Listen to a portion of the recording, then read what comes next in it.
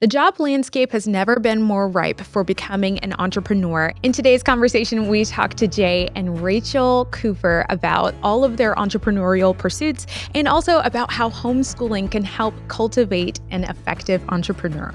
Let's get into it. Well, hi, Jay and Rachel. Can you please just introduce yourselves and tell us about your business? You got it. So I'm Jay Cooper. It's my wife, Rachel, and I have been an entrepreneur for a while, and I've mostly been in the residential real estate brokerage space. But I think I fit into the entrepreneur definition because that's led into other things that we do as well. So we have a software company that kind of spun out of that brokerage world, that very traditional business, into a more like high-tech business. And that's kind of led into some commercial real estate investing too. So we're very much like in the real estate world, day in and day out. That's what I know the best, and we know the best. But yeah, spend a lot of waking hours focused on real estate. Awesome. So tell us how you first got interested in becoming an entrepreneur.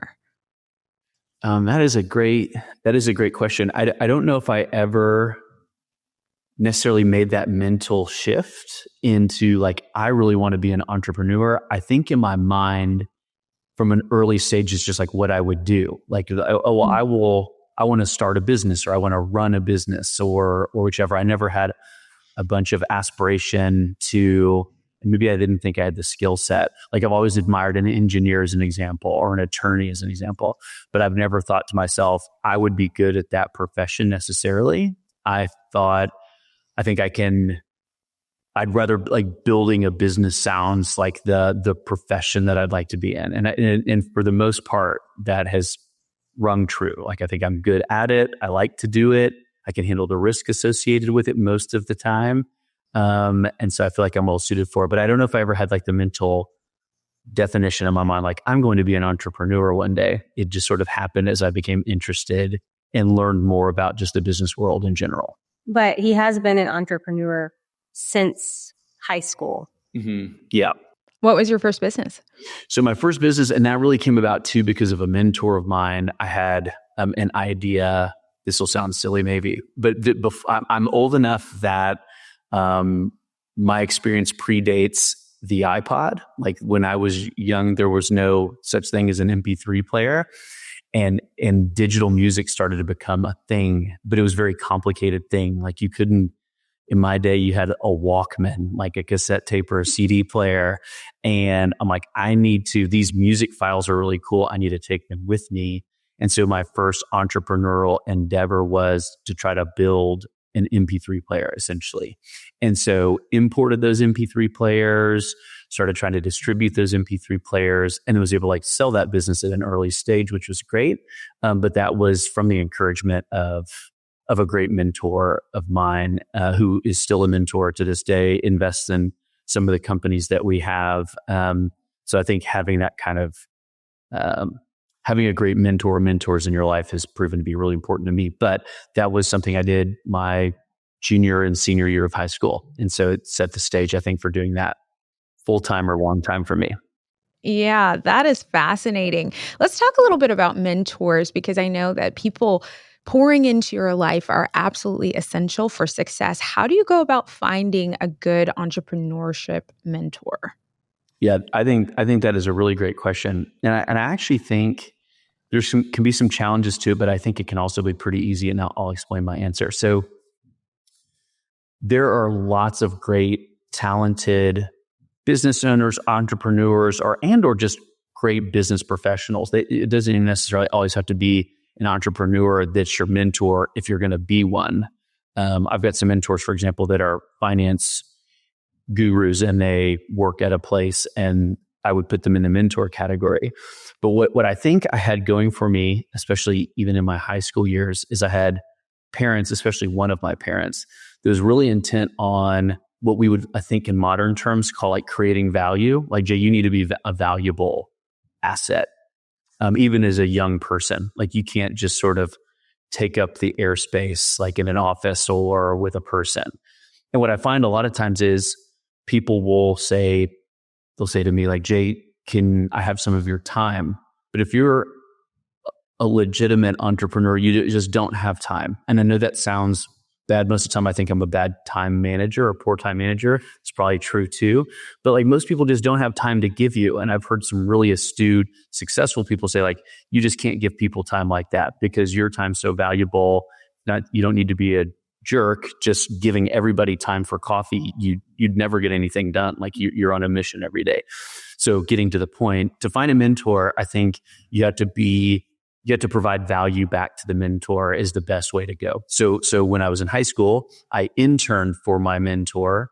I worked really, really hard. He didn't pay me very much because I was a kid in high school and he didn't have to, and he shouldn't have. I didn't have any experience, but I put in tons of effort. Like I worked way more hours than I was set to work. I asked all the time what I could do to be helpful. And I think I did enough of that work to where he was willing to give me time and pour into me a bit. I didn't even have to really ask a lot for it. He was willing to do it, even though he had no time either. He was building a really large, successful company too.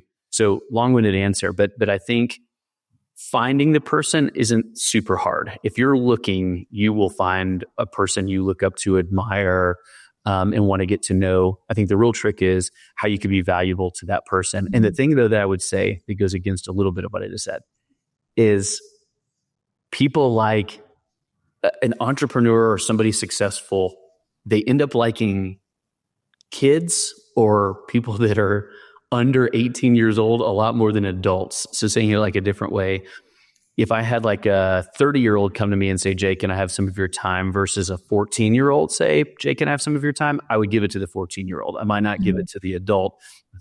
Not any bias against adults, but like you admire somebody that is a youth for putting that kind of effort in because you don't expect that. So I think when you are of a certain age, probably even under 21, if you put that kind of effort forward and you seek out mentorship, and you seek to provide value to that person, even though you might not be able to provide a ton, but like you show that initiative, I think you can really find a successful person that's willing to pour into you, to put that effort out for you. That's really good advice. And I think that's probably very encouraging for parents of younger children thinking, hey, my kid's only 11 years old. Can he approach an entrepreneur and add value? You're saying, yes, that's the case. Hard work would be one of the characteristics or assets that I heard you mention, but are there some more assets or characteristics that we would want to cultivate in our children that would add value to a business owner? Yeah, but absolutely, for sure. There's a component of, I think as an adult, and I've even seen this last night at our youth group that our children went to, and we help out with. It's like you again want to do things for like another adult when it's like a quid pro quo. Like when they're helping you, you're helping them, and that's very much like the currency of almost the world at large. But when it's a child that can't give you the same, it's like the respect quotient. So if we can focus a lot on our children being respectful to adults, I know that might seem very basic, but I'm not saying that I don't even struggle with this as a parent. It's sometimes hard for us as parents to want to educate our children on how to be respectful to adults and how to have manners and how to look them in the eye. But we all have seen this, like there's always the child, and I mean that like in a variation of ages, that like, whoa, this child is a standout. They came up to me, they shook my hand, they looked me in the eye, they were courteous. That is super important, again, to sort of get I'll keep using probably improperly, like the quid pro quo, like you get the attention of somebody who has a whole lot of value to give you, like as a child or as a youth. So I think that's super critical. And the cool thing is it's not much more complicated than that. But again, as a parent who admit that I would struggle with parenting all the time, to try to really convey that to your child and get them to be respectful can be very hard. I feel almost annoying to my kids when I'm like, hey, you're about to be in a room full of adults. This is how you need to behave. But it does make all the difference. It If does this is make what all you're the looking for. Yeah. Yes. Well, and those are skills that can translate to any area of life. I mean, you're just describing people skills, the ability to respect another individual and the ability to converse with that person effectively. Um, I imagine that you may be a reader or at least a consumer of information. What are some things that have been really useful to you in your entrepreneur journey? I wish I was a better reader. My wife will tell you that I'm not, and I historically have not been. I feel very fortunate that it's funny. I was dating myself with there was no iTunes when I was a kid. But what's brilliant about the last decade or more is the advent of very digestible, consumable information. It's almost amazing what you can learn or do with just a couple of clicks or a little bit of a podcast listen. Even what you're creating here is really great material for someone to learn. That didn't happen when I was below 16, but ever since, I consume a lot of I would call it business literature in the form of or business information or education in the form of podcasts, video podcasts, or more like snippets. There's great content out there that I'm involved in every day that I'm I need to sharpen my skills. And that's been a huge win for me. Without that, I don't even know how successful I would be because I'm not the greatest student. It's one of the reasons actually we homeschool our kids is I think my wife had a heart for the fact that I'm an intelligent person, but school was difficult for a lot of levels. It's not that I didn't like to learn. I think the way that the system in which I was learning made it a little bit difficult for me in my learning style. But being able to listen to kind of short snippets and kind of ingest that and then act upon it has been really excellent. You can take really sage business advice and then I can take it in my world and deploy it and see how it works. And that has been awesome for me. So I wish I read more day in and day out. I struggle to even read, nonfiction or whatever, it's just, it can be tough. But I'm thankful there's a lot of content for me to get thanks to modern technology. Yeah. Absolutely. Well, and I think you're illustrating the fact that applied knowledge is what's most important. And so the things that you are learning, you're applying them in your life and you're testing them out in your context. And so that's really been effective for you over the years. How do you recognize a good idea or a potential business idea that would be worth pursuing? Man, I love these questions. These are so good. I'll definitely make my kids watch this after we're done. I think it's a great question because, and I'll start, this is not the answer to your question, but I'm going to start this way because I love this question.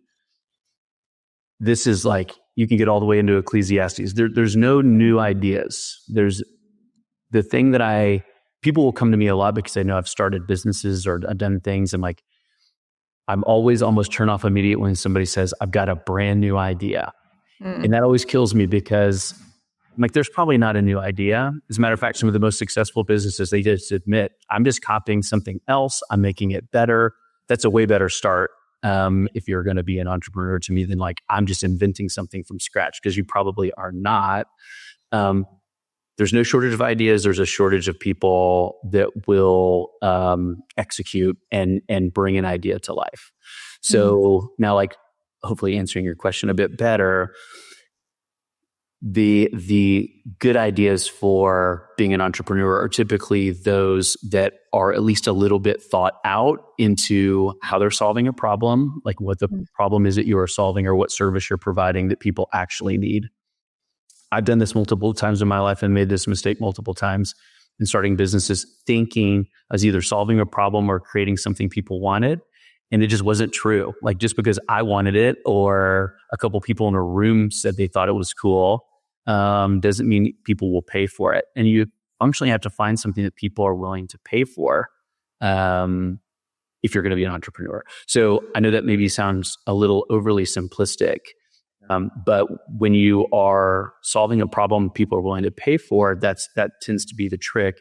And a lot of times when we get excited about ideas, at least what I've experienced from both myself and a lot of people, is it doesn't solve a problem or isn't a need or something exciting for enough people. It's just because it's for you doesn't mean it is for most. And you more times than not need to provide something that is appealing to a much broader spectrum than people's ideas are for. I'm trying to think of some of the fun ones I've heard lately, but it's like, no. This is only your problem. Nobody else has this problem. I don't think you're going to be overly successful at it. Yeah, a universal need, which is why something like real estate is such a great thing to pursue because everyone needs and longs for a home, whether they're going to rent or whether they need a business so that they can do something else with their home. People are always looking for land and they're always looking for real estate. I'm curious about customer acquisition and then also the customer experience and how you make sure that your customers are happy and receiving what they need and returning and referring their friends. Yeah. Another winner. I'll break this into two categories, and hopefully this will be helpful because in my residential brokerage world, I work with buyers and sellers of real estate all day. And I also work with our real estate agents. So we have about 350 real estate agents in Texas that sell and work with buyers and sellers. So that's one set of clients and consumers that we work with. And then on the software side, I'm really selling to businesses like other real estate brokers like me. And that experience is different on like attracting customers and how you retain them. So I'll try to answer both quickly. For residential real estate, for buyers and sellers like all of us, hopefully one day like looking to buy or sell real estate, the trick that I've found that makes you successful is, and maybe this is true on the software side too, we'll get into it, but is high levels of service delivered consistently over time.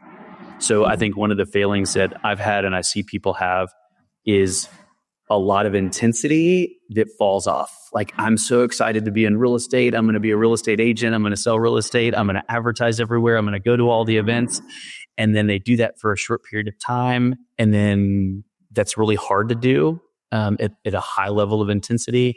And then they go just intently the other way and don't work at it at all. And nobody sees you and you're not delivering high levels of service over time. It'd be much better to be consistent over time.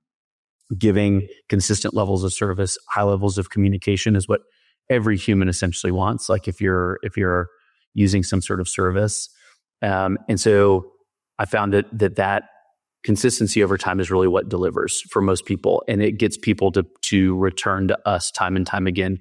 For the brokerage that I run, we've been in business for 54 years. It was a family business that I purchased and grew and did all these great things with, but I had a lot of history before, and I was able to grow the business on like a reputation, which was a great starting point. And that's maybe even one I'll throw in because I think about it a lot. I've done it to where I've purchased a business that was already working, like the brokerage, and I've also started it from scratch. And I will say, starting that push from 0 to 1 is the absolute hardest thing you'll ever do. I didn't ever really think that was true. I'm like, oh, this will be so much easier just to start from scratch and not have, problems from generations ago. But going from 0 to 1, which we did with the software company, was a much harder endeavor, which I'm happy to talk about more, but worth pointing out, I think. But for the software company, it's a bit the same, but there's on how we attract clients and get more of them and get them to come back. But it's much more about proving yourself in the short term. So it's a newer business. I don't have all the track record of success. So it's really being articulate about what you're selling and being very clear on your communication on the problem, again, that you're trying to solve. I know that might sound like a bit of a broken record, but I've learned over time it's very easy to do a poor job at sales because it can be hard to articulate. Something can be your baby, right? Like the software is my baby. I could talk about it for days on end, but to concisely tell someone what it does and how it will positively impact them can be a challenge, as great as I think the software is. So I think it's really mastering that skill of concisely articulating the value you're providing. And that could be in software in my case, or any other service kind of business you might be selling, but just a little bit of a nuanced difference in the kind of couple worlds that I live in. That is great. I'm curious to know how a classical education, and Rachel, this might be more of a question for you, classical or a homeschooling education could help someone hone that skill of being able to articulate what value they are going to add to a customer? Kind of like Jay touched on earlier, we chose to homeschool because of his own educational experience. And we were blessed to get right into classical conversations when our oldest was 5. And one of the things that appealed to us was that they had an opportunity every week to get up in front of their peers and to talk about something. So you see in CC, like from the foundations level, all the way through Challenge 4, that these kids are having a lot of opportunities to have to articulate something, whether that's like through debate or through giving speeches. There's just so much opportunity for that we both felt like in public school, we didn't have as much opportunity as we probably would have liked to have had. And so definitely the classical model also, I think like Jay talked about how he likes or how he has always admired engineers. And one of the reasons for that is because he feels like by going through the process of engineering, you're learning how to solve a problem, right? You're learning how to think and how to look at the individual parts of something and figure out how to solve a problem. And so much of that describes a classical education also, because you are learning how to think, not what to think. You're trying to take the pieces of something apart and look at everything individually and learn the definitions of things and how things work, and then put it back together. And just that ability, I think, helps to build an entrepreneur at the end of the day. I think it helps create a problem solver.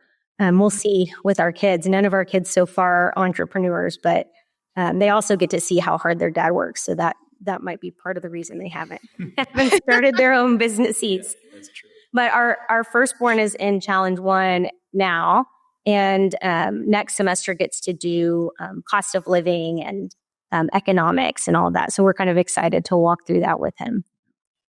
That's so great. So final question, what would you say is some good advice for a budding entrepreneur, Jay? So I think one of the phrases you gave earlier was the applied learning component. And some of what I'm about to say is a little bit cliche, but it's probably true for a reason, is you want to get into that applied learning and also failing as quickly as you can, because it really is like failure is just the best teacher. I've failed so many times, it's almost embarrassing, but I'm really not embarrassed at all anymore about it, because it really does make it so you've got this experience that then is your tool set to go be successful in the future. And the earlier you can do that, for all the reasons I've mentioned even before, but also probably the easy ones to understand, like you just have so much less risk if trying something and failing at it, or trying something, applying at it, and then not applying it appropriately or practically to only try it again. It's super easy to do when you're 16 years old, 18 years old, even 25 years old, or whichever. But the older you get, the harder that is. And so my advice always is, like, get after it as soon as you can. And it's not always going to be the thing you want to do. There's a lot of inspirational quotes about like loving what you do, but the only way you're ever going to figure that out is by trying plenty of things. And the older you get, the harder that is to do. It's not that you cannot. I've heard lots of great inspirational things too about people figuring out their life and their business in their older years, but you just have such a cool opportunity as a young person with less risk and trying these things out. You almost should set out to fail, candidly. The one thing that I think I've failed at with our own kids is I've wanted them to try to sell something like over the phone, because you learn rejection really well from that. And it's one of the things that in this world where we're teaching our kids to be confident, I also want to teach them that like failure is part of it, and that doesn't mean or not getting a yes is can be part of it, and how to be persistent and continue on there. So it's just getting into it and taking a job as a younger person or trying new things as a younger person is the way to go. What a great response. Rachel and Jay, thank you so much for sharing your story with us today. If listeners are looking for you or have follow-up questions, where should they go? Oh, that's a great question. As much as in my professional life, I'm on social media, I'm not on it enough. The brokerage that we run is Cooper Sotheby's International Realty, and that's out of San Antonio and Austin. And then Brokerage Engine is the software company that we have. And my face is all over all those things and contact info as well, all the way down to my mobile. So I think those are two easy ways to get us. Love it. Thank you for your time today. Yeah, thank you very much.